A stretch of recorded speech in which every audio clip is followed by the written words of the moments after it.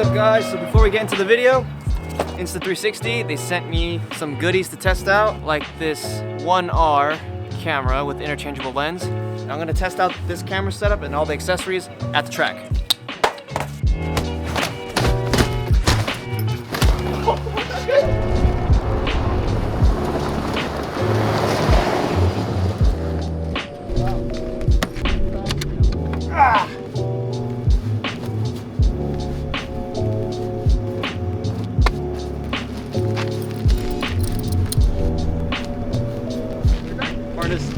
Yeah, shit. It's pretty, just hurts the balls a little.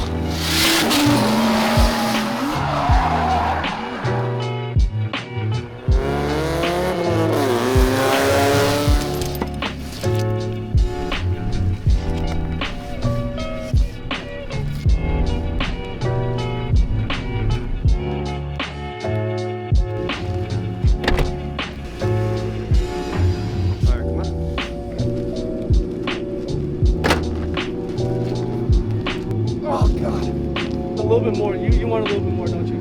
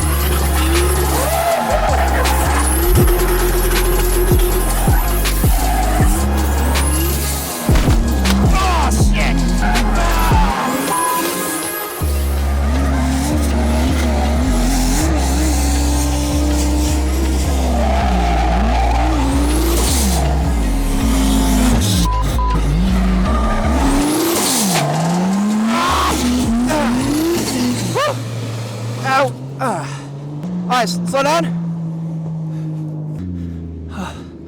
Oh my god. Holy shit balls. Gimbal shat on me. The gimbal just shat on me. Hold on. This part right Here should be fine, right? Yeah?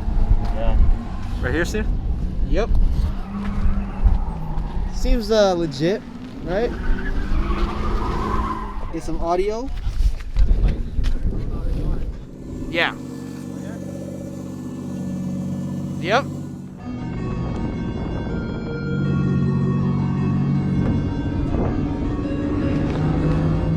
Bye, Steven.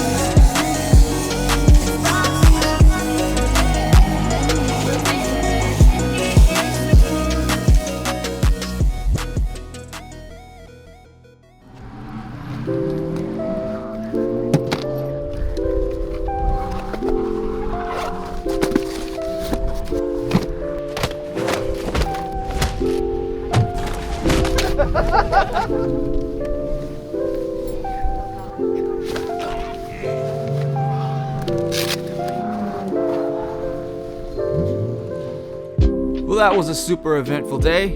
I hope you guys enjoyed watching this video as much as I enjoyed making it. I just wanted to take you guys through a day of filming and show you how I typically get action shots, such as drifting. There are many ways you can accomplish these types of shots, depending on your budget. I can't afford a car rig at the moment, so this is just how I do it. I feel like I have to say this again, but please don't try this at home. This entire job was done on a closed track with all the necessary safety equipment and precautions. I am not responsible if you try this and destroy your camera gear. Now, I gotta give a huge shout out to Insta360 for reaching out and sending me their 1R action camera, along with other accessories to test out.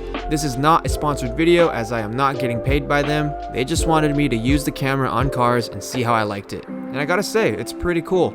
They provided me with the 360 mod as well as the 1-inch mod. While the 360 lens is kind of just a gimmick, it was fun trying out 360 stuff for the first time. If you're planning on shooting 360 footage, make sure you have all the required software to be able to edit the footage. Luckily, Premiere Pro has a built-in plugin called GoPro Reframe that allows you to further mess with the footage and create some crazy looking stuff, some which I demonstrated in this video. The 1-inch mod, however, I was really impressed with the quality and sharpness on that lens. I really didn't get to test out the 1-inch mod on the track, but I did use it a couple times elsewhere and I noticed it is really good in low light. I'm actually using it a lot more than my GoPro just because of how nice the video looks. I can't really say there's all that many cons in comparison with my GoPro Hero 7. The 1R seems built well, has great stabilization, has plenty of accessories, and is waterproof too. The biggest advantage of this camera is that it's modular. The lens portion is interchangeable for many different uses. My favorite is definitely the 1-inch mod because the sharpness,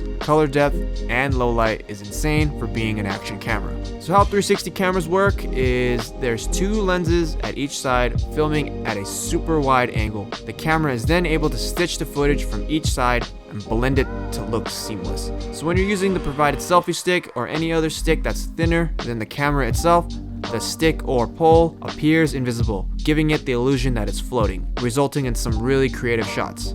Everything was packed well, and I was given everything I needed to be able just to go out and get some cool content. Well, that's it for today's video. If you haven't watched my video tutorials on my channel already, check them out if you're interested in learning the basics of automotive cinematography. I wonder what the shots are gonna look like. Lame!